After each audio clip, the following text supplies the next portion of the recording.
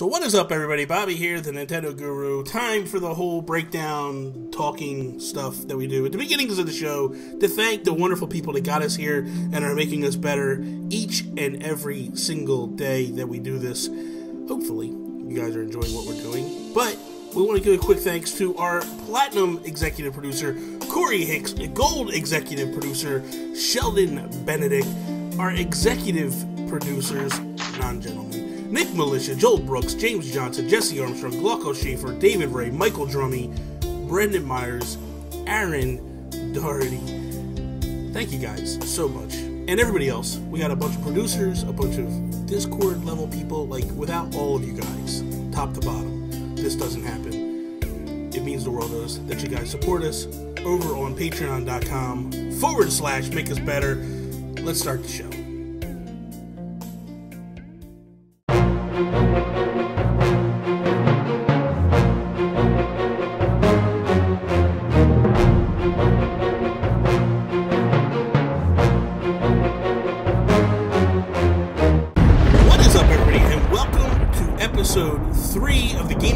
I am Bobby, the Nintendo Guru, joined by my best friend in all the land, Toby Thornton. What is up, Toby? What is up, Bobby? I'm a new man. Good to see you. Good to see you. We are also joined by the greatest co-host in all of podcasting, Mr. Sean Capri. What is up, Sean? How could you skip over the fact that Toby's a dad? 7 days in, he's a dad. Congratulations, Toby. We'll get to that. God, you got it. You know what, man? Thanks. All right, you know what? I get it. Maybe that's his geek out. Maybe we're going to take, calm down. All right, I'm sorry. I'm backing off. I'll just play Assassin's Creed. I'm sorry. And the people's champion of podcasting, Mr. Badbit himself, Joseph Moran. How are you doing, sir? A little offended. A little offended? Why? Well, because you're like, oh, my best friend in all the land. Thought that was me. Thought that was a clean intro for me. And then it wasn't, a little disappointed. Then you're like, best co-host. I'm like, I am a co-host. That's still not me. You're the son. You're the people's champion of podcasting. Come on, man. I mean, come on. It's none of my business. Favorite son. Are you drinking a beer? You know, it looks like that. It's actually raspberry tea. I don't drink. I thought that at first too. I was like, "Holy crap!" It's like 10 o'clock in the morning. He's gotta get drunk to deal with us. just a bit of an alcoholic, you guys. Just that big, skinny, tall glass. Toby, you weren't here last week.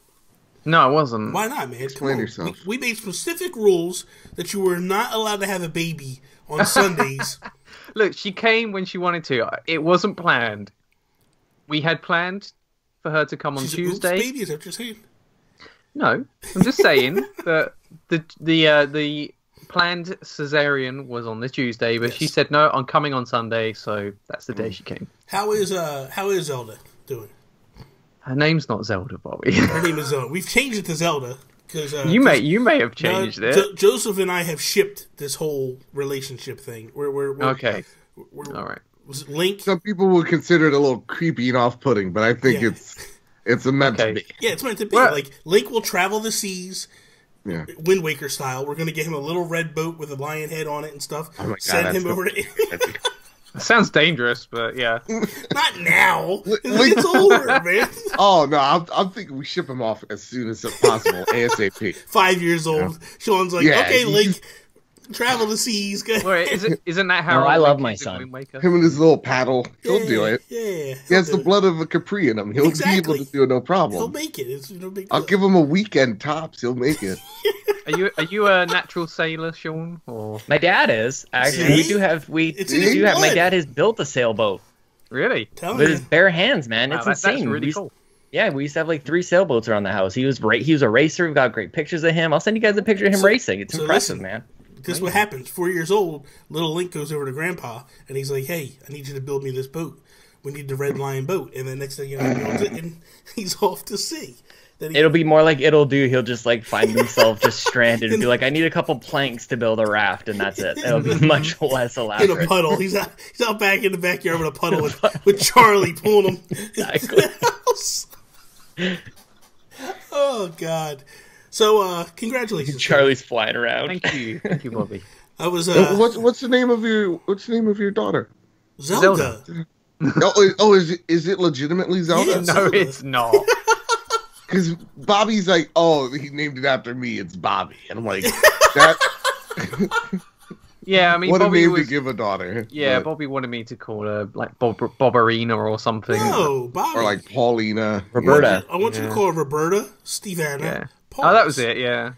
Roberta, Stevana, Pauls. Well, Thornton. you know, Would've we've been a not wonderful registered her yet, so There there's you still go. time There's to change. Still time. Okay. I'm gonna have to fly across the seas and get that birth certificate and sign it out the way I want it, and then take it in and make it official. Oh man. That's a whole lot of work. Yeah, that is a lot. Yeah, of but work. it'd be the greatest thing ever, man. I'll vlog the whole thing. It'll be a wonderful story. So let's kick this episode off like we do each and every episode with our geek outs. Toby, what are you geeking out about? I'm geeking out about Batman Ninja. Yeah. No, not really. I'm geeking out about being a dad, of course. Okay. So, I was yeah, gonna say it's an amazing feeling, and you know, if you love your sleep, don't become a dad. That's all I'm gonna say. Well, then I'm not gonna become a dad. No, I love my money. That's my problem. There was a time I wanted to be a dad. It really was. You know what? Real quick, I'm gonna divert real quick and tell you guys a quick story. Okay. And it actually made me like have that moment, like, man, I wish I was a dad. You know, the other day I went to GameStop to pick up Xenoblade, and there's this little kid in front of me with his parents, and I'm like looking around the store or whatever, and I hear, "Hello, sir."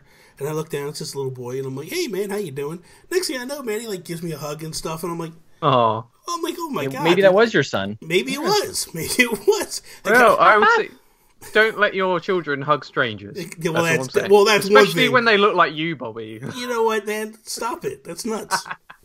How And is then they're like, get away from our son, yeah? you strange man. No, they were actually. Well, they knew what was going on. I didn't go pull the kid into a dank aisle or anything. The kid was like, Dank. The parents right in front of me, man. Right. Toby, how's Karina holding up? She's doing really well, actually. Yeah, she's recovering really well, moving about a lot. In fact, last night, like I said, she did all the feeds and everything. So Nice. Yeah. Are you going the way of the Capris, or are you buying formula and stuff?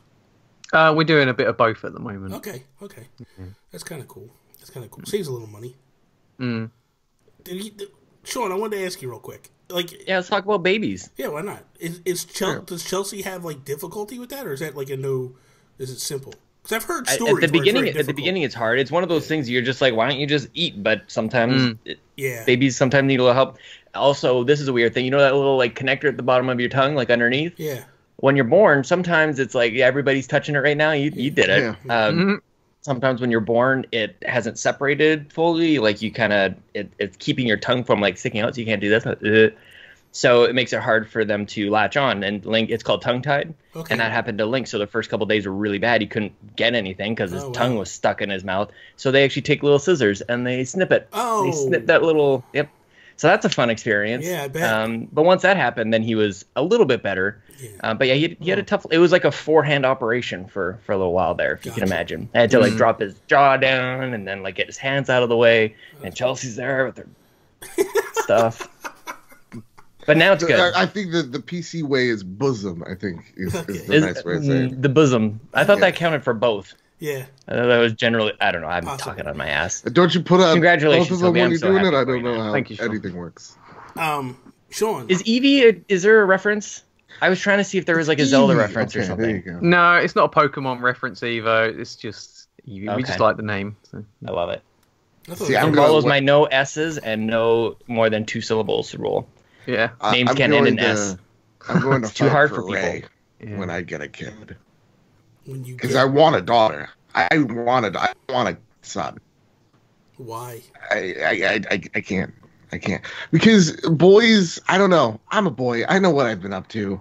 There's something about like little girls to me, they're an experience I've never had. I've never had a little daughter or a little daughter and a little sister. I've always wanted one as the middle kid or the youngest kid really.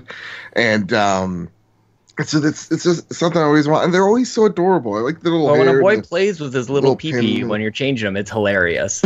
He's just got a little finger, and he's just kind of scratching it. What is this all about? Just like, oh, what's this? The thing is, boys wee everywhere as well, don't they, Sean? So I have done a legitimate like Matrix dodge where I just whoa, it went over my shoulder. But then you learn a trick. You put a little cold cloth in their diaper before you change them. You just kind of like stuff it along their waistband, and then they pee on that, and then you change them. Tricks of the trade, folks. All right, I'll go write that in my notepad. All right, what are we talking about, Bobby? What the hell? We're talking about what you're geeking out about. Oh, I'm geeking out. Okay, so I made a few donations to Extra Life for the Megadads because they're awesome and Extra Life is incredible. And I got a big old package in the mail, and it included a bunch of little goodies, a Master Chief air freshener for the car. It's his head. Awesome. It floats around. It's new car smell. Little Ori and the Blind Forest Kleenex because the game is so sad. And I also got a new wireless mouse, this Logitech little beast, and a new keyboard. Listen to this keyboard, Bobby. It's still not loud. bad, right? It's still loud. It's a keyboard. You're still going to make sound when you touch it, but it's not like... But there was a time when I never heard you typing. I wasn't typing. I was respectable. I was trying to impress you. But now that we know each other, who cares? It was like first date. I'm not going to like pick my nose on the first date. But Chelsea and I are married, so it's like, let's get up there. So I've got new little gadgets. It's very minimalist. It takes up almost no space. I'm loving my new keyboard and mouse and little goodies from the Megadad. So thank you to Antonio Guillen because he cheated, but he won the prizes, but then he offered them to me instead because they said they were waiting for a green light to switch for you to go donate, and he donated ahead of time. I know it. He didn't admit it, but I know it. I know it. Good God. That little Guillen. Anyway, you know what I mean? He's a good kid. He's a good kid. He's a good kid. I love Joseph, Antonio. what are you geeking out about? Also, I'm playing Assassin's Creed right now, so I'll geek out about that, and you guys can keep talking. I'm geeking out over finals. It's finals week. Who geeks out about finals? Because it's the only thing that I've been able to do for the last week. I don't have Look at much this guy. sleep. Somehow finds a way to come up with a lamer geek out than changing diapers. Two times we brought you on the show, and your geek outs are weak as hell, man. What do I want to tell you? That life is grand and beautiful. All I know is the inside of a book, and I'm tired of it. What are you studying? Someone do PR, are you a PR major? I'm not sure. Actually, I am. Where did you hear that? Did you guys know this? He says it on every PlayStation podcast. He's what? That he's a PR major. Yeah, he's a public relations major. Jesus. I am. So I know what not to say, but I'll still say it anyway. That's how it works. That's a good thing. Myself, I am geeking out because I'm kind of excited for some changes that are coming. And they're actually starting tomorrow for my channel. I did a channel update this week. I moved my hole downstairs. If you guys didn't notice, I don't have the typical It looks stuff really nice. Thank you. It was, a lot more room. I was actually able to, now we can actually put two chairs side by side. So Tony and I are looking for that so that we can start gaming together down here. Also, Tony totally came to me and was like, "Hey, what are we doing on New Year's? Because I'm thinking about, I want to go to the casino with my mom." And I was like, I didn't have plans, but okay, if you want to go to the casino with your mom on New Year's, go ahead. And then she came back. She's like, "No, you know what? Let's do this. Let's reach out to the community and see who's not doing anything that night. And if they want to hang out with us, we'll play video games all night." And I was like, "Sounds good to me." So that's what Tony and I are going to do New Year's Eve. Is we're gonna just chill out, and we're gonna play Splatoon and all that stuff, and hang out together and all that. So ultimately, that's what we're doing for New Year's. We're just gonna hang out with the community. So anybody that's gonna be around, you can play with us. But I'm actually gonna be bringing back like the Geek Guru channel a little bit. I'm gonna be doing a new show over there called the Geek Outs. Over there, not on this channel. Not on this channel. I'm gonna Why, Bobby? What are you doing? Because it's not Nintendo centric. This channel is completely Nintendo all the time. So I'm doing. Aren't you doing enough though, Bobby? Toby, we're all concerned for you, Bobby. Bobby, we need to have a discussion about it. You can't just go willy-nilly doing things like this. What are you talking about? Bobby. What? Let's have a chat later. Well, see, Toby, if you watched my update video earlier this week, you would have known what I was doing. Well, you know what? I started watching it, and then my baby was crying, and I turned it off. So, there you go. Damn you, Evie. No, it's, like, my thing is like, I want to talk about things like the Justice League movie, or The Punisher that I just finished watching this week, or different things like that, and I don't feel like I should be doing that on this channel. I feel like I should be doing that on that channel, because it's more centric to that. It's not taking away from anything we're doing over here, so calm down, take a deep breath. People will still see your 5 things video this week, so it's okay. Deep breath, calm down. So with that, I kind of wanted to do a Game of the Year talk, oh boy, and get the ball kind of rolling and stuff. But I also felt like we should probably have a quick discussion at first to see how we want to do this exactly. Last year, I'll just explain how we did it last year. Last year, what was it, Toby, I, and Marley. We had Marley on the show last year. And the 3 of us kind of cultivated a list, like a top 10 list. And then we dropped it into the Facebook community and let them vote. And they kind of determined who our Game of the Year was. It was a way to allow the community to kind of be a part of this. Well, didn't they bring the list down to like 3? That's right. And then we picked out of the 3. Yeah. That's right. That's what happened. So they voted the top, I thought it was the top 5, maybe. It doesn't matter. That's just semantics. But we grabbed whatever it was and brought it back to the show, and then we brought Marley back on the show, and then the 3 of us kind of put together a list of that, like a top 5, and then voted. We created our number 1. So I didn't know if we wanted to do something where it's just the 4 of us. We kind of build this list and then let them vote, and then we kind of take that list and do it again like that, or if we just thought about it amongst ourselves. So I didn't know where you guys. I really like the idea of getting the community involved. You know, too. Yeah. Not just the patrons, but anyone in the Facebook group. Like, no, only the patrons. Only the patrons.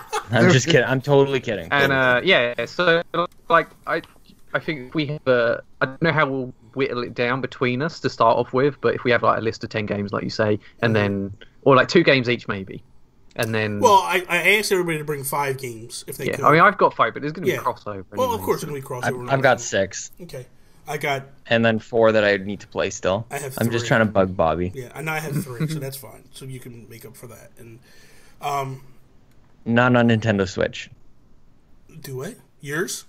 None on Nintendo Switch. Of course, I didn't expect you would, because I know how you are. Just kidding. Just relax, Bobby. Okay, so then let's do that. We'll build the list. We'll create a top 10, and then what I'm actually going to do is I'm going to drop the list in Discord and let them vote over there. We'll put it in Facebook and let them vote, and then maybe. Whoa, Bobby! What if there's crossover? What if someone votes on Facebook and Discord? Then I will. You can't count both votes. It's cheating. It's just votes to whittle the list down. Stop it. But if somebody's like, oh, I really like Steamworld Dig 2, so I'm gonna give it 2 votes. That way, it's gonna bump it up the list. Toby. It's only gonna bump it up the list, and then we're gonna vote on the top 10 or the top 5, and we'll create a number 1. Just. Relax. I'm just saying it's not fair. Trust me, we're Americans. We're really good at complicated voting systems that make no sense. Don't worry about it. No, I'm not going to listen. Then you know what, Toby? I'm not going to exclude the Discord. The Discord is a thriving community. If you went over there, you might know this. So we have a very thriving community over at Discord. A lot of good people. Our Facebook page is thriving, Bobby. There's more people talking in the Discord than there is on the Facebook. I'm just telling you. We're going to spend more time talking about this than the actual game. But that's regardless. I want to allow everybody to vote, because I was also going to drop it in the Patreon to allow those guys to vote. All right, how about we just say, you put it everywhere you want, Bobby, and we'll just say, if people could only vote once, that would be very nice of them. Thank you very much. And then we'll just leave it vote as many times as you want. Vote as many times as you want. If you want to vote 3 or 4, that's fine. We're good with that. You're just winding me up. Now I want people to vote like 6 times. Oh my god! Make multiple accounts if you can. Just flood it. Yeah, flood it all. Because we all know it's up to Mario or Zelda, so, one of them's got to choke one of them out.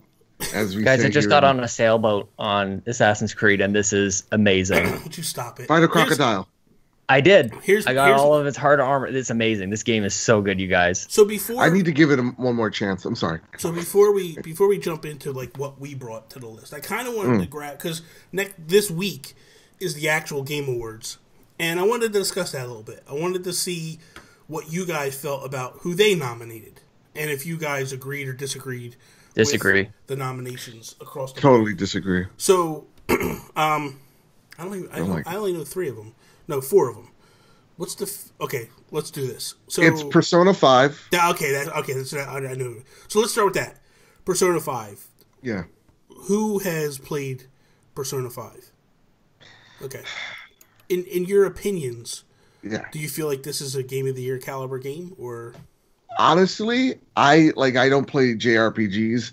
This is a JRPG that is totally not for me. Okay. And within like the first few hours, I was just like, this is a little bit too much. I understand where like a lot of people really like it, and it's a really well polished game. So this one I have to chalk up to it's not for me. But there's also so many other games there, like Wolfenstein, that really deserve to be talked about. Okay. So, yay and nay on that one. Me coming from a more Western, type of gamer, no, to me, I lean on that. Because, again, there's, like, games that are, like, nominated multiple times, like Wolfenstein, that aren't up on that list for some reason. Doesn't make any sense. What about you, Sean? What's your belief on it? Yeah, I'm sort of the same. I'm sort of touch and go when it comes to JRPGs, and my history with Persona is just on the Vita with Persona 4 Golden.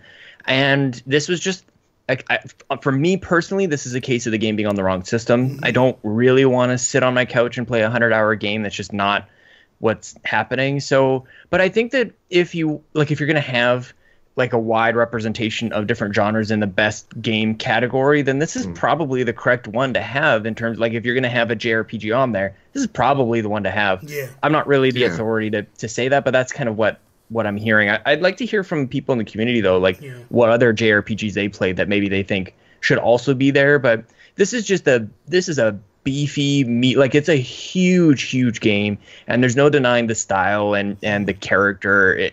Persona itself is very special, so it deserves recognition. But I think this is one of those, it's nice to be in with great company and the other nominees from their perspective. I don't think it stands a chance. I wonder if Xenoblade Chronicles 2 should be there instead. Like, I mean, Well, the it's problem is too early to tell, Yeah, but it was the cutoff was. It'll be there next year. Final Fantasy 15 is somewhere in this year, isn't it? Yeah, and I'm think surprised the music- that one didn't- Just the way that cut off. It's like kind of like the Oscars. It's not a calendar year, right? Yeah. So So then the next one, I think in this one is where a lot of controversies coming in a little bit, is PUBG. Oh boy. Because it's not an actual, it hasn't been listed as a game completely yet, but it's got all the hype and is exploding all over the place. So, I mean, Toby, I know you're a big fan of this game. What's your belief? Do you feel like this should be in the running, or? I think you have to look at it as if, millions and millions of people are playing it and enjoying it, and you can have a complete experience playing matches with it.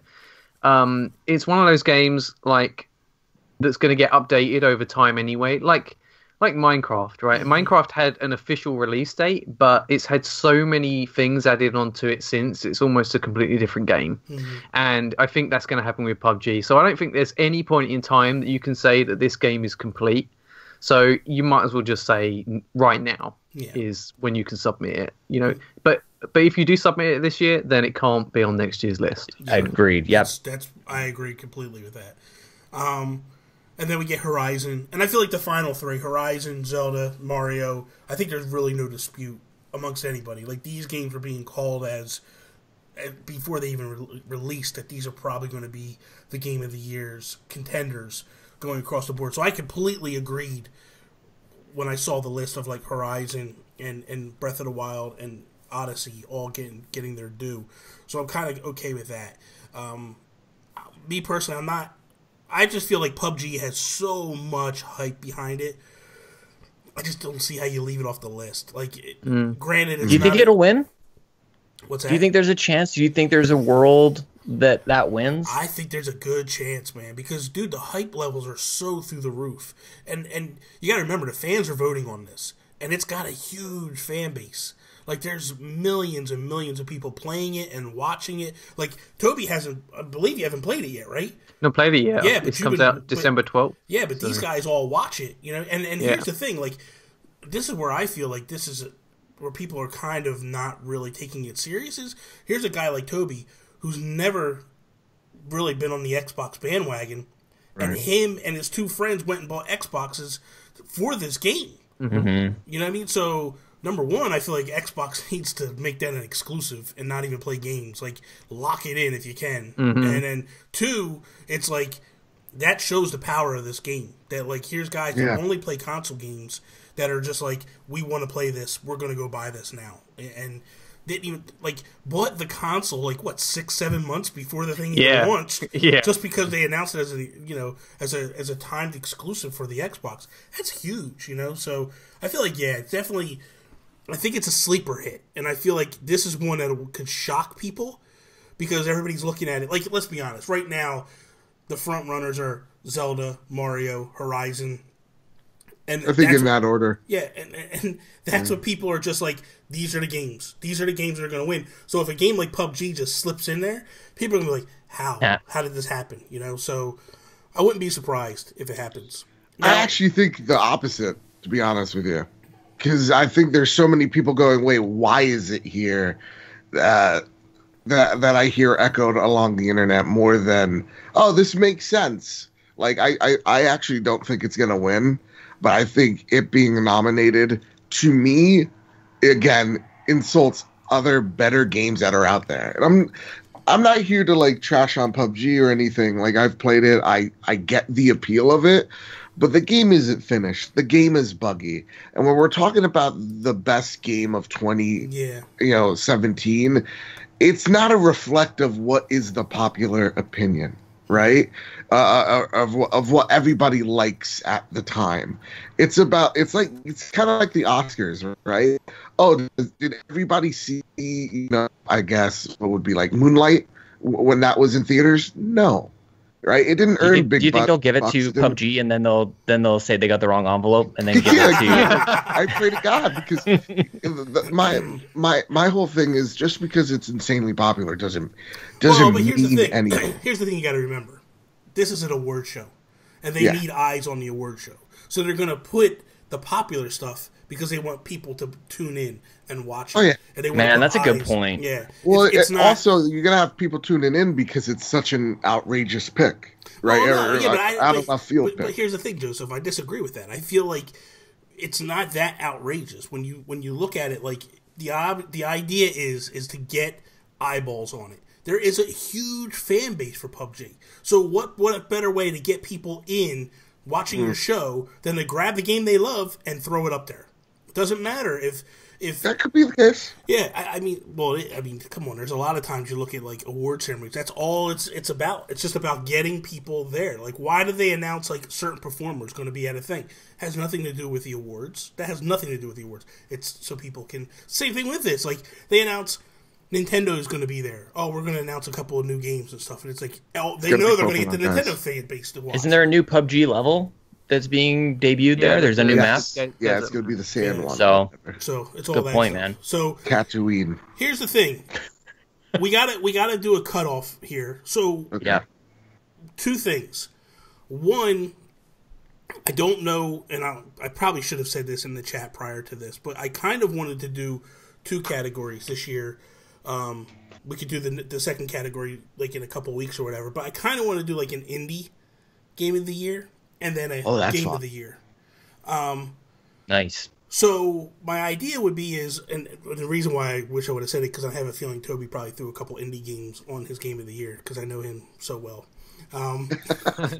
So my idea is, if you put an indie game on as your game of the year, that's fine, because it probably deserves to be within. We're not going to disparage that.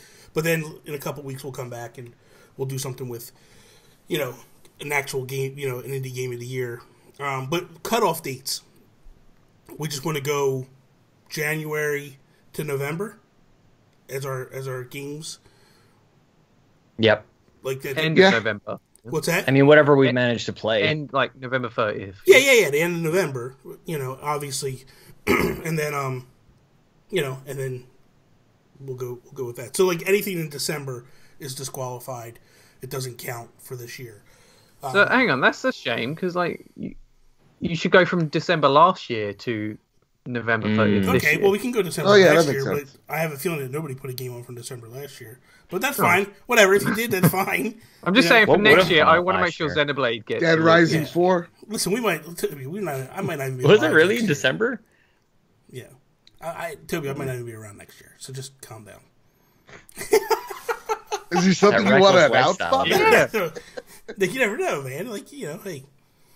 Don't say things like that, Bobby. That's horrible. Bobby. Take that back. It's horrible. Listen, we got Rocket Man over there threatening me, man. What do you want? What are you talking about?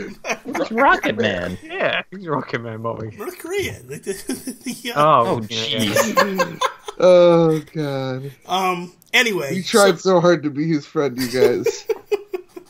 So, okay, let's start with Toby. What we're going to do is we're going to go around the horn, pick a game, and then discuss it a little bit, and then, we'll kind of see who else has it on our list, and then we'll go from there. But so, Toby, I'll let you go first. What's your first game on the list? I'm going to kick it off with Mario plus Rabbids Kingdom Battle. Very good choice. Yeah, who else has played this here? I think we all have. Everyone. Yeah. So this was like a real shock to me that it actually turned out to be good. Yeah. And it's a genre that Nintendo hasn't really done before, and getting in with Ubisoft there was kind of a risky thing. I think a lot of people didn't expect it to do well, but actually it's a really good experience, and I love turn-based strategy games like XCOM and stuff. So I do feel like they could have gone deeper with the mechanics, like the skill tree and everything, but what is there is a thoroughly enjoyable experience, and it's just full of charm, and all of the Nintendo trimmings are there. It's fantastic. Yeah. And no one expected the rabbits to be that good. Yeah. And they're possibly, I mean, they are the best thing in that game. Yeah. It's nuts. Yeah, you're right. It's nuts. You're right. And I had it on my list too, but I took it off because I knew someone would say it. Yeah. So so the only thing I have to say other than that is, as a huge fan of strategy, to me this excites me because this is getting a kid, young man, young girl, whatever the case may be, into strategy games. Yeah. And the genre needs something, because it can't just be Sid Meier's and XCOM forever. Sean, what's a game on your list? A game on my list is Nex Machina from Housemarque on PS4 and PC. To me, Game of the Year has to have an element of pure gameplay, and nobody does pure gameplay better than Housemarque. And it's a very challenging game. It's not just a run and gun kind of like, oh, I'll just mow through these levels. This is do it over and over and over again. You get better, and you find out new things that are in each level. There's, if I do this, I get this power up, or if I do it in this order, this gets a little easier, or I can get multipliers. And if I save all the humans, like you always do in Housemarque games, then you get more points. And it's just that constant loop of trying to beat your own high score, trying to see where you are compared to everybody else, getting through things faster and upping the challenge. Dude, Nex Machina is a sleeper, like critical success. Not enough people played it, and we already saw what happened with that, where Housemarque was saying that they're going to actually shift focus. And it's a shame, because Nex Machina is one of the best games of 2017. Interesting pick. I agree. I didn't. That's my most interesting pick. Everything else is super boring. Joseph, what is a pick that you have? It's Resident Evil 7. Okay, dude. Yes. Yeah. So this pick came out of nowhere, because like 2017 has been an amazing year for games, but there's something about this game. It's something about survival horror that just did something to me. Like, this game showed you over and over again, like usually when you have a shotgun or you have a gun, that you feel some type of safe, right? Like, this game, it taught you that you're just visiting, that you're on this ride, that it has complete power over you, and that, you know, you have to play by their rules for the majority of the game.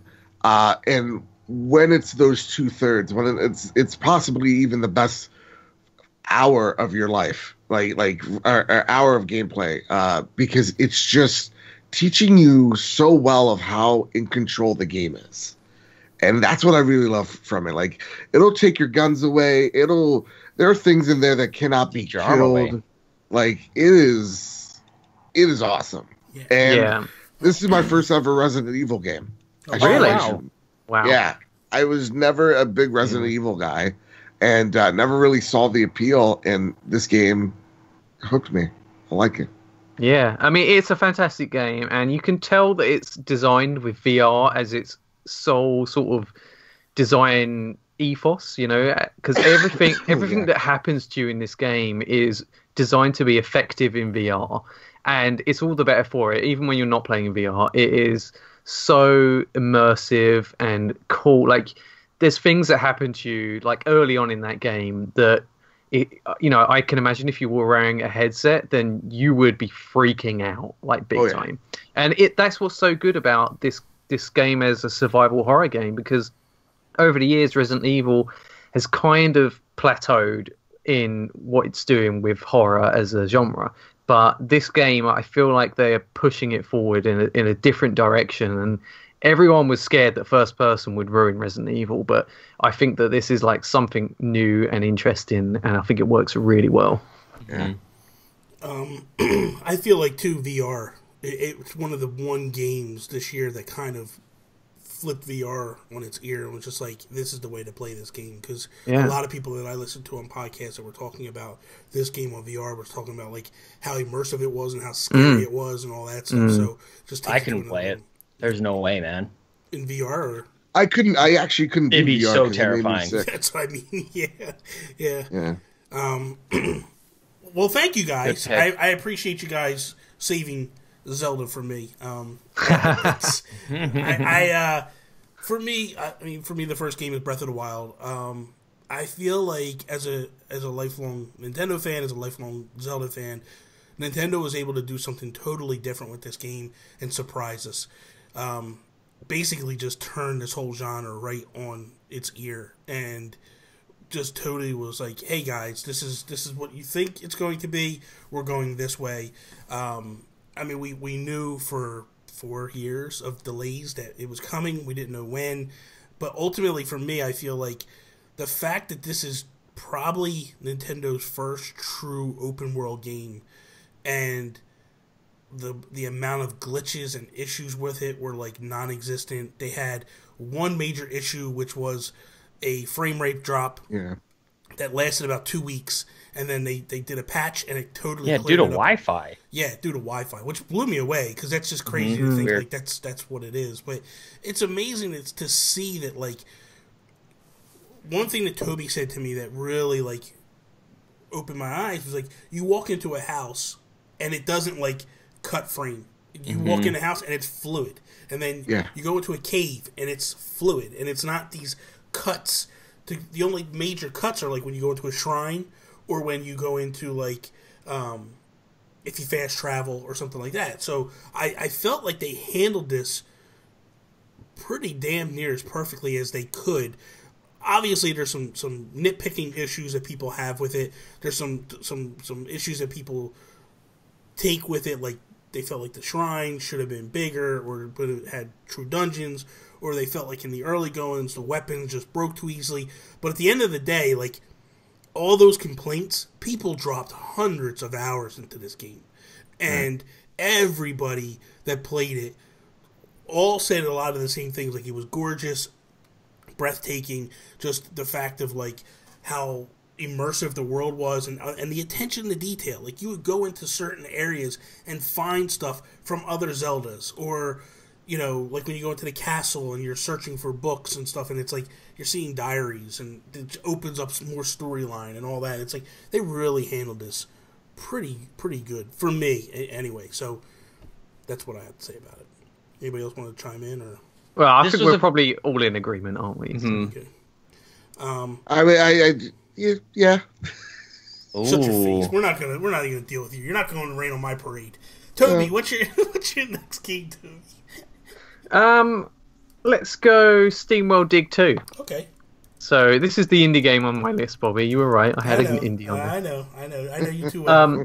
Yeah, but this game, it just, like Sean was saying about how Nex Machina is so mechanically, like, gameplay driven, it feels like SteamWorld Dig 2 feels that way too. Like, everything that you do in that game feels as it should. You know, the platforming's great, the mining's great.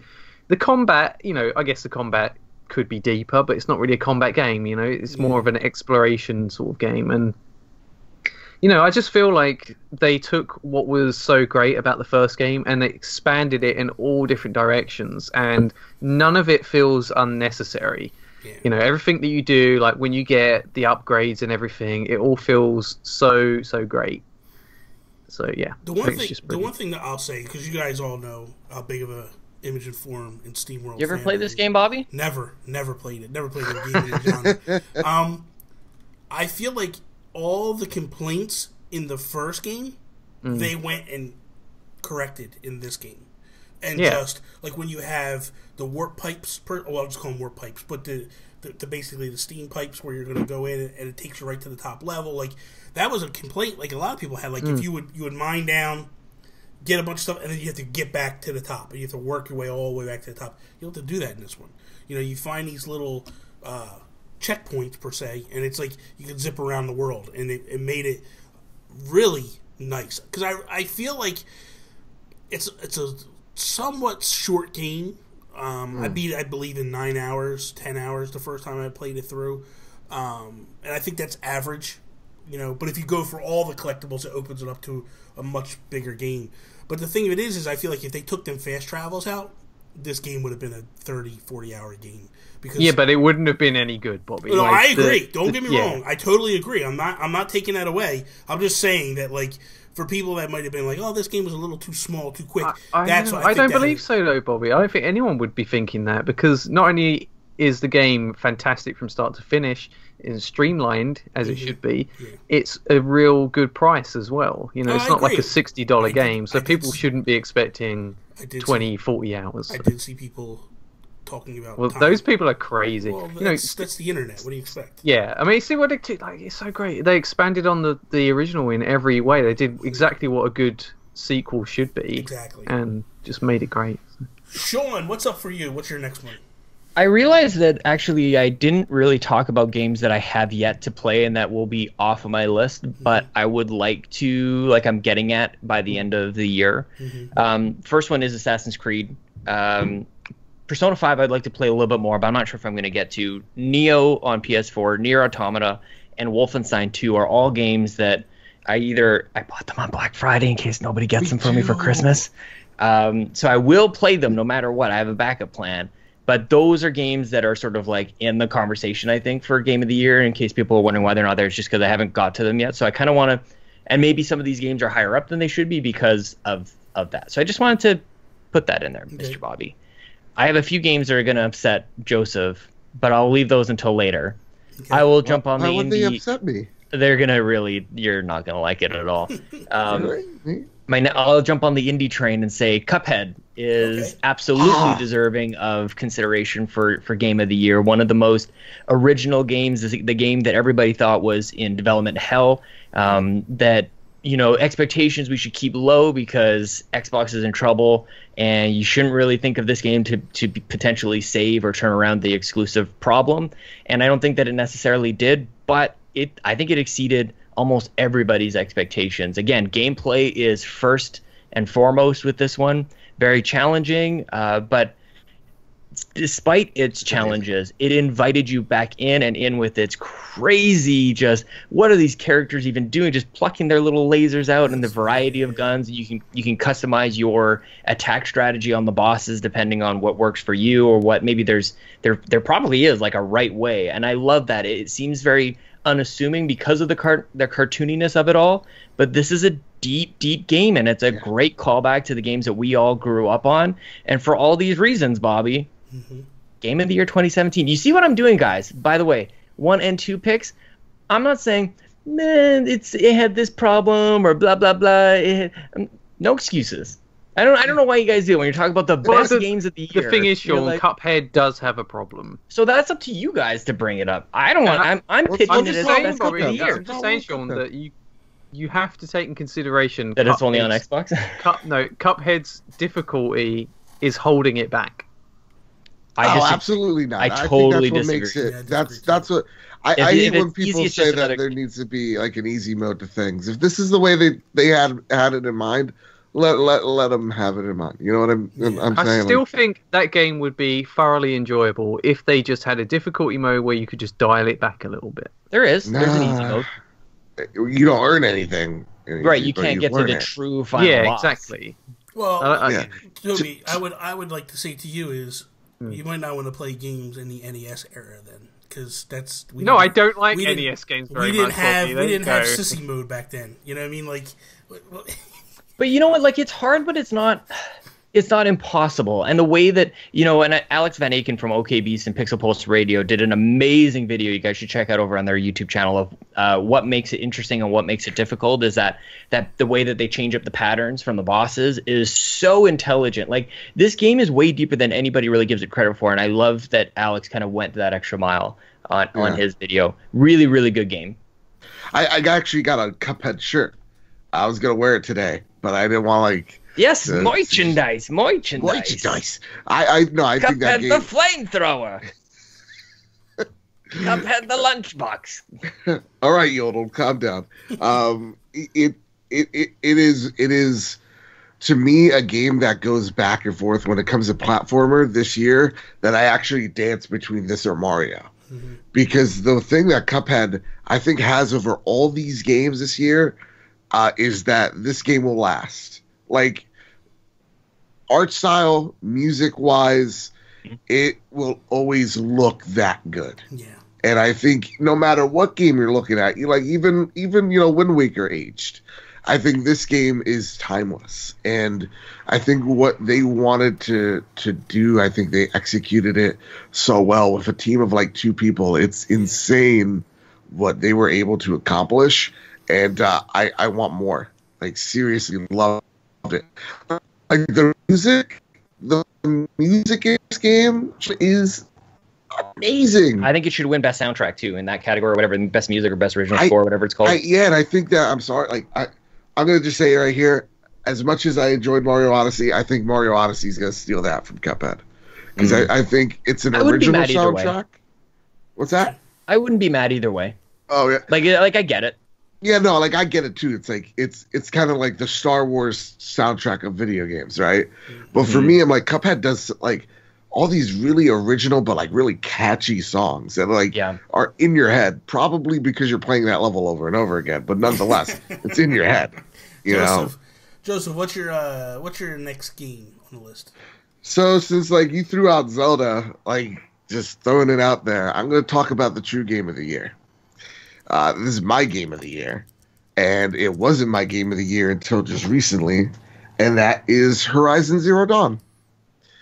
Here's the deal. This game's a journey for me. Look at Sean.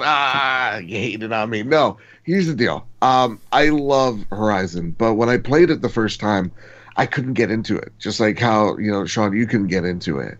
And when Zelda came, it took everything, right? Like, I was playing that game for like 2 months straight. Like, nothing could get a hold of me other than Zelda. And I wasn't like, after playing Zelda, you don't want to deal with an open world. So I left this game until after E3. And this game was so great that it's the reason why I started the PlayStation podcast. Sole reason is because I wanted to talk about this game and how freaking good it was. Because what happened was, to me, once I beat Horizon, it actually started speaking to me more than Zelda did. And after a while, I started seeing some things about Zelda that I wasn't actually a fan of that I think Horizon did better. And to me, Aloy, her story, the story itself, the narrative and the world is just one that's so fascinating. Not because it looks pretty, but because of the questions that you want to find out. And the great thing about this game is it answers all the questions that sets off in front of you, and then also gives you a jumping off point for a sequel that makes it feel satisfying. Like, you could beat Horizon and never play Horizon 2 when that game eventually comes out, and you'll be totally fine. I think Aloy is probably one of, if not the best protagonists we've seen in this generation, and not because she's a woman, but like, I see myself in her. You know, like, I think it's really easy to. And I started picking, my choices off of not what Aloy would do, but like, what would I do? And I sort of got, at the end of playing that game, it's one of those games, just like in the beginning of Last of Us, you call your mother and you tell her how much you love her. Because that is really, it is a really emotional game. And it starts from a easy revenge tale, and it gets so much deeper. Well, it's clear that you like bad games, so we're gonna go with that. Jeez. Yep. My next pick is Metroid: Samus Returns. Oh, good one. Yeah, I felt like with Zelda, they gave us what we wanted, and they made enough changes to it in art style. I like the fact that if you do play with 3D on a little bit, like, I don't like to play with full 3D. I like to midway with it, so it gives a little depth. But like, you have Metroids flying in from the back, like, they use that 2.5D to their advantage. They just took a game that people loved and really did a good job with it. And I nice. tip my hat to them. They did a hell of a job with this game. So I'm really happy that this game came out in 2017. I'm a huge side-scrolling Zelda fan. So this really, I loved it. I loved it a lot. So that's my second pick. Toby, what is your third pick? It's a shame that we're not counting re-releases on Switch, because there's a whole bunch of games that came out on Switch that I would love to vote for. Been hell. Like Stardew Valley. Like, I wish I could pick that, but I can't. Yeah. So instead, I'm going to go with Evil Within 2, another horror game, and this time, for a different reason, because Resident Evil 7 sort of pushes the genre forward in a different way. Evil Within 2 feels more like a sort of incremental step, but in a good way. It takes what Resident Evil 4 was and it builds on that, and it changes it in a way. It's it's got things like crafting in it that are really great. The level design, when you go into certain areas, they're a bit more open, and you have like freedom of choice to what sort of objectives you want to tackle first, and that sort of adds a real interesting dynamic to the way you play the game and how you go about things. I'm sure that the strategy would be different if you got certain items sooner than others. Like, there's whole parts of that game that you can just miss if you don't explore. And it's just really, really interesting and really cool. And the story is great. Like, I played the bit of the first game, but it didn't grab me that much. But the story in the second game is much more interesting, I think. And, the whole idea of you looking for your daughter in this sort of Matrix-style STEM system is just really interesting to me. And the villains as well. Like, I've got to mention the villains. There's this villain who is into photography, and he kills people and photographs their death. Yeah. He kills people, photographs their death, and then their death plays on repeat in this weird, like, see-through cube. And you can walk in the cube and walk around the body. It's like, it is artistic in a real sadistic way. And it's just really, really interesting. Yeah. Sean, what would be your third game on the list? This is where things start to get a little bit on, like, Zelda is obviously my game of the year. I totally agree. Zelda was a game that you and I talked. We were recording as we were kind of playing that first few hours, and we went in going, "Gosh, I don't know, man. It's kind of okay." And then the next week we kind of got more into it. We're like, "Yeah, this is incredible." Zelda's a game that I'm actually kind of scared to pick up again because of how good it is. Because when I pick it up, I'm reminded, oh crap, I don't have time for, like, I need to take an extra long poop for this game. This is really, really good. And I didn't ever have that with Horizon for that reason. That's why that, like, it has nothing to do with really anything else. It's just, like, for me personally, which game pulled me back in, and when I come back to it after a long time, can I just go and play? I think that speaks to the strength of its gameplay and everything else. So that's my quick Zelda.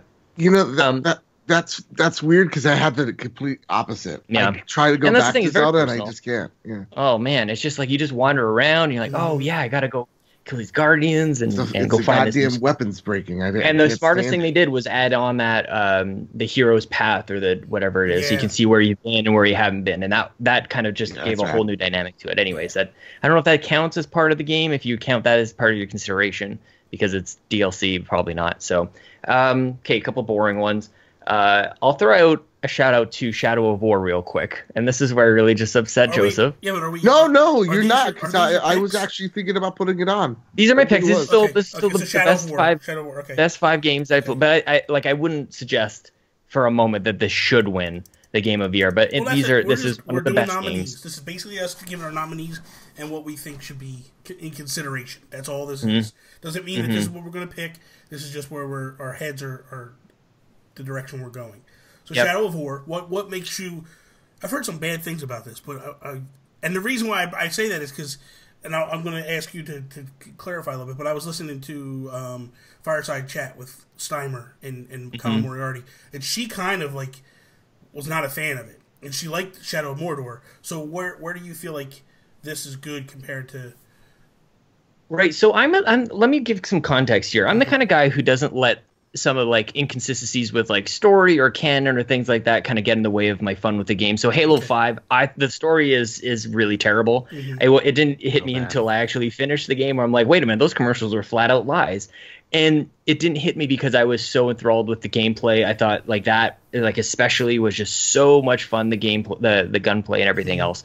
So similar with this, I don't care that Spider Lady is a lady. That Shelob or whatever is like I don't care about any of the stuff that is supposed to link into Middle Earth or the Lord of the Rings series. For me, this was something that I just wanted to just run around, and like open worlds are tricky for me in that way where I can get overwhelmed very quickly. But this is very compartmentalized, which I guess maybe some people might have a problem with because it's like the exact opposite thing that we love about Zelda. You can kind of go from area to area and just scrub and do everything there. And that completionist part of me, like I feel like when I finish my time with this game, aside from the fact that there's like this endless mode at the end, I really feel like I was compelled to continue to kill bad guys, to work my way up the chain with the Nemesis system. I love the way that they flipped it on its head, where you can capture people and make your own armies. And just every about 5 to 10 hours, they were introducing something new to the gameplay that I'm like, I could spend the rest of my time with this game just doing that. And I think that because there's so much, I'm even pausing to say there's so much to do, because I don't think that a game should warrant merit just on the number of things to do. But there's so many, it's almost like it has like game modes built into it that you just sort of like naturally come across. And the way that Shadow of War does that is the reason that it's on my top 5 games of the year at this point, is it's sort of that gameplay that you discover as you played, instead of like go into this mode to play this.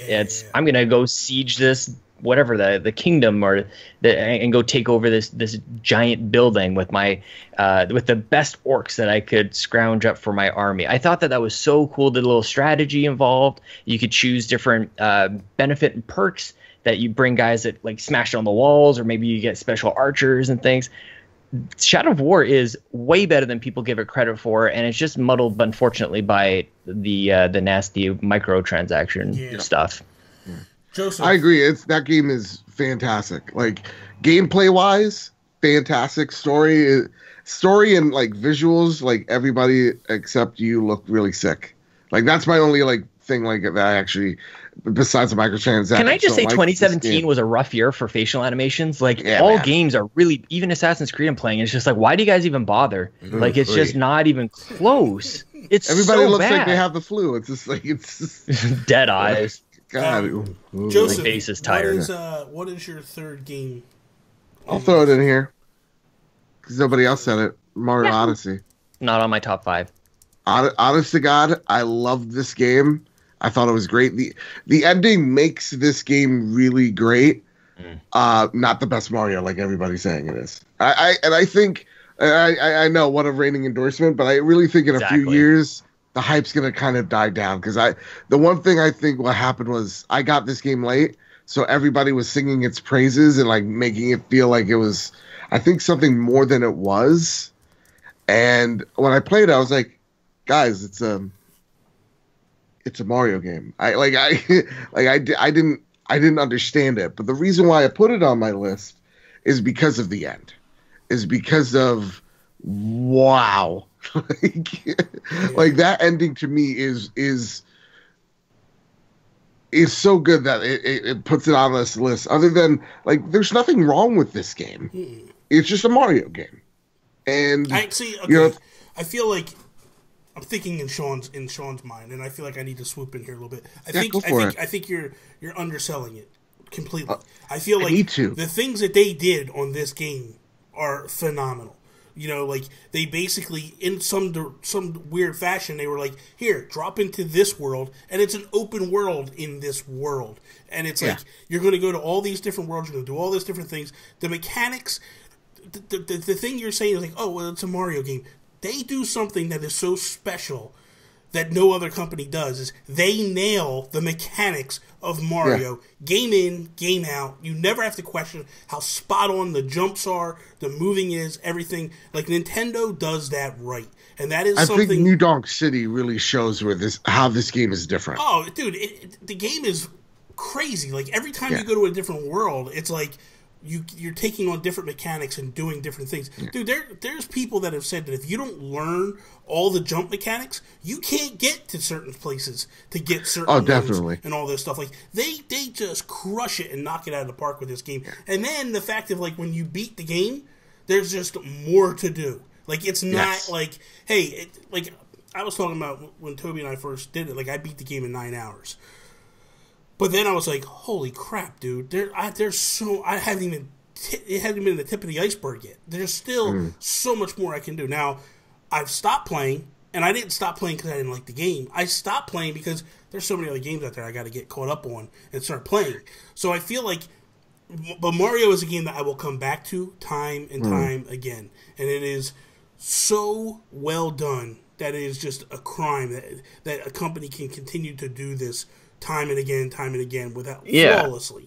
And I think that what Joseph said, that it's just a Mario game, I think really what that is that Nintendo are so good at making Mario games that people get used to them being so amazing, and you get used to that high quality, and over time it's like, how much higher can you go, really? See, to me, when I say that, my only criticism for Odyssey is this: some worlds were not that great. I felt like a lot of worlds were it's either this world's rad as hell, or I could drop it and I actually want to leave right now because this kind of sucks. I'm looking at you most of the snow missions, and that one I agree with world. That. Yeah, the one water world I was not a fan of. But to me, when I say it's just another Mario game, is I think the problem with this game is people are trying to sell it like it is this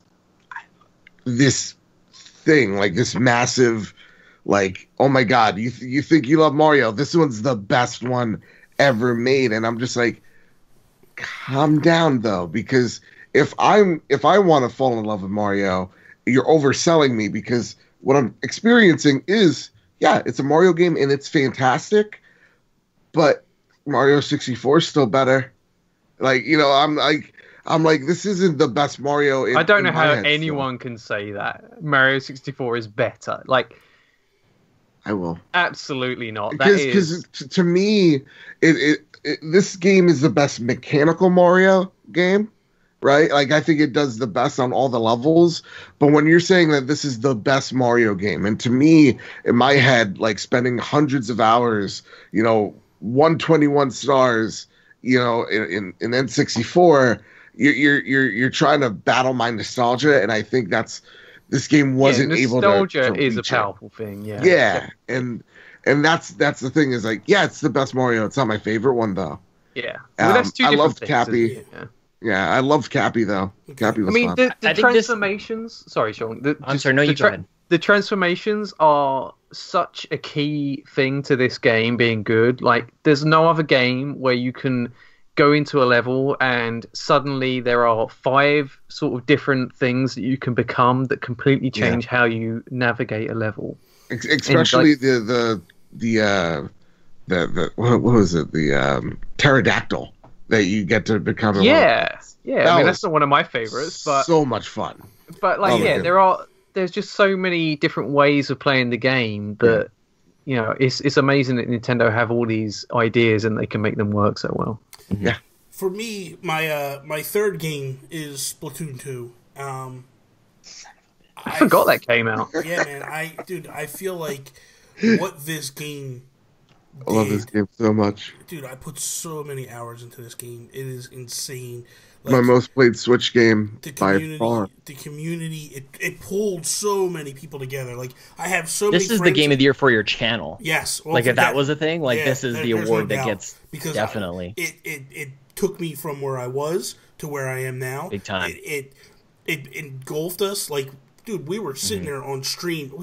Sean and I commentated a tournament that I held. That was awesome. Like, it was nuts. Like, me and Rybo. That's it, man. Number and one. It's like, I look at that and I look at all the things they did. They just basically, like, if you want to say, like, oh, it's a Splatoon or it's a Mario game, it's a Splatoon game. They took what was great about the first one, added it to, put a 2 on it, did what they had to do. I feel like they knocked it out of the park.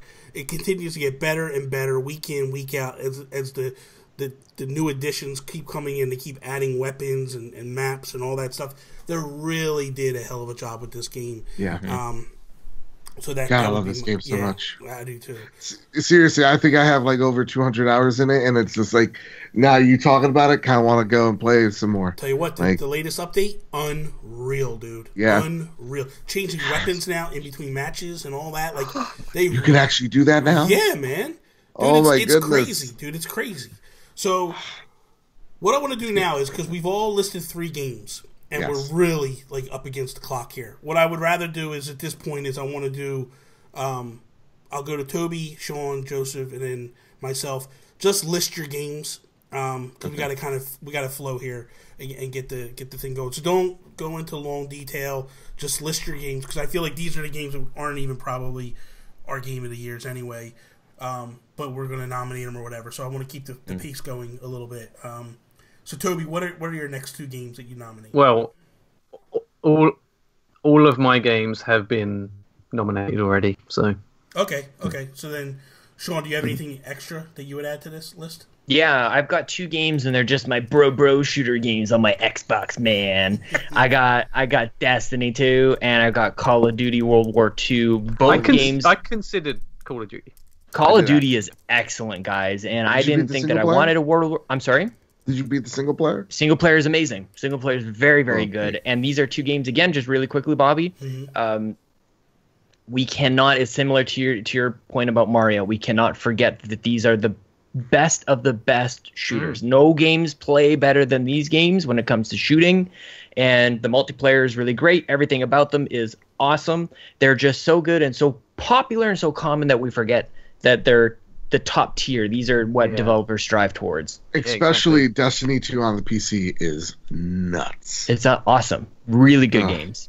Yeah. Joseph. And we're really spoiled this year for games. Yeah, this year, I know, right? Insane, dude. Insane. Especially coming off of last year. Last year was really not any standout game. Like, you had a couple that were just like, oh, these are really good. But it was like... Forza Horizon 3. You know, it's because all the good games from last year got delayed into this year. Yeah, that's true. I'm just glad Red Dead's not out this year. Overwatch, whatever. Anyway, go ahead, Joseph. It's an amazing game. So no, actually, I had Rabbids and I had Splatoon 2 that you guys stole, so that's fine. I had Splatoon 2. Yeah, I think should be the sleeper hit. For me, I had Rabbids and I had Mario as it. Now, I'm saying this, and I feel like this. In 2018, I'm kind of hoping for a little bit of a lull, just so I can kind of get some games played. I want to play Horizon without a doubt. I just started playing Xenoblade Chronicles 2, so I need time to do that. I started playing Skyrim. Like, it's not. I got LA Noir still to play. 600 hours of games right there. Dude, it's nuts. Yeah. It's nuts, dude. And it's like, everything that's coming out are these massive games. And I've never played Skyrim before, so I started playing it, and I'm like... Nor should you. Shut your face. It's a good game. I'm actually liking it, man. It's good. It ages pretty well. It's not that bad. I've been enjoying it so far. So, no Dragon Age, but whatever. But Xenoblade, man, I gotta say, like, we weren't able to nominate it. I'm really digging Xenoblade. Are you? Yeah, man. Yeah, I'm so excited to play it, but you know what? I gotta wait till Christmas. Korea's gonna wrap it up. Let me tell you what. So in the other versions of the games, it was just so like you pick what you're doing, blah blah blah. You do. This is like, yes, it's automatic battle, and people are complaining about that a little bit, but it's like, it's kind of like, so what? Who cares? Like you're still picking your power ups, and what they don't understand is like you did that in the other Xenoblades as well. It's just you picked every single move across the board. This one, it's like they're attacking and they're doing the moves that you would have picked anyway to do. You're just not pushing the button, and then when you get a power up, you hit it, and it really hammers down. I love the new battle system. It's just, and it. I got a question for you, Bobby. Gorgeous, man. It really looks good. Good. Do you get to bang the hot sword lady? Yeah. I'm only like an hour in, dude. Stop it. I take her out to dinner first. Hey, I'd take her out that sheath, if you know what I'm saying. We're not doing any of that. Anyway, so that is all. Thank you guys for listening to us on the iTunes, over on the Google Play, wherever you listen to us. Check us out. Check out the YouTube video over on youtube.com/Nintendo Guru. Also, be sure to check out our Patreon at patreon.com/Make Us Better. I do want to say this. We do have the link to the Facebook group if you want to join that and vote, because the advantage to the Facebook is I'm going to leave it open so that if we didn't list your game of the year, you can add it to the list wholeheartedly, like, because there might be stuff you don't agree with us with, and that's fine. So you guys could jump into that. You could do that stuff. I don't know if there is a poll in Discord, so I might not put it there. I'll let you guys know, but regardless, I will drop the links to the Facebook group in the description down below. Go join the Facebook group, and you can vote.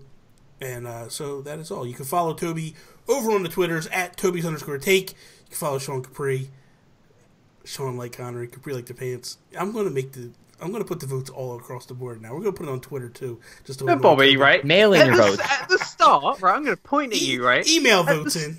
At the start of this, you were like, "Yeah, I'm putting it on Discord. I'm not gonna leave those guys out." And now you don't even know if you can put a flipping poll in there. If I can't. Instead, I'll link people to Facebook. I'm tearing my hair out here, Bobby.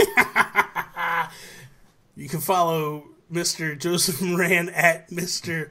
Badbit. You know what? If you guys want to email me your votes in, you can at nintendogurus8280@gmail.com. That'd be No. They need to be public. They need to be public. I think there's a Hotmail version of that too. You can send them to. Well, we can do that. So you can send all your votes any way you want to send them. No, we'll do the main thing's gonna be Facebook. And we'll figure out a way to get it on Discord, and I'm going to try to figure out a way to do Twitter too, but I don't know how that's going to work because you can only do so many picks. Anyway, you can only do 5. I have one thing, Bobby, I need to say right at the end here. Go ahead. I want to wish everybody a Merry Christmas, with it being December and all, and you all have made us better at patreon.com/Make Us Better. So on We the Gamercast, every episode that airs this month, I'm giving away a game. Oh, wow. Wow. So tune in. I'm just going to read out the code. If you get there first, it's yours. There's nothing else to it. You should just read it first. Or read it. Listen first. So be there. Here's the other thing. Pre-clause over there. God. Here's something that I'm doing that I want to talk about, thanks to our friend Alejandro Buendia. He has given me a copy of Destiny 2 for the PS4. Sweet. And I will be giving that away over on the Geek Guru channel. Amazing. Oh, not the Nintendo Guru. Okay. It's a PlayStation 4 game, Toby. Grow up. What about giving it away on the PlayStation channel, on the PlayStation podcast that... You know. Well, because I'm doing my own giveaway. I just haven't figured it out yet. Yeah, there you go, Toby. Why don't you stay in your lane, Toby? All right, yeah. What's Toby giving away? Nothing but a hard time. That's what Toby's giving away. My love. Okay. Yeah, okay. I got your love. That is all. Peace out, Preston. Ciao. Bye, Bobby. I was holding in a sneeze for 30 minutes. I just want to say that. This idiot over here waving. That does all the time.